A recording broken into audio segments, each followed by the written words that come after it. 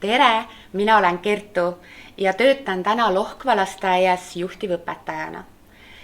Eelmisel sügisel tõi elu mulle ette sellise keerdkäigu, et kolisin Tartusse ja vahetasin ametit. Otsustasin hakata lasteaiaõpetajaks ja et olla oma teadmistes ja töös parim, valisin õppimiseks eelkoolipedagoogika kursuse. Kogu see õppeaasta õppida koos teiste lasteaiaõpetajaks soovivate inimestega oli väga naudingut pakkuv. Me saime üksteise kogemustest õppida, analüüsida oma tööd ja loomulikult iseennast. Ja täna ma tunnen, et see oli ainuõige valik.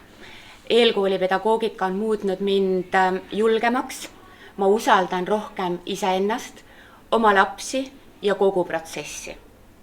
Tänu eelkoolipedagoogika lõpetamisele olen ma täna juhtivõpetaja ja see andis nii mõnusa tunde edasiõppimise sooviga, et ma kindlasti soovitan kõikidel teistel ka minna õppima eelkoolipedagoogikat. Õppimine on lahe.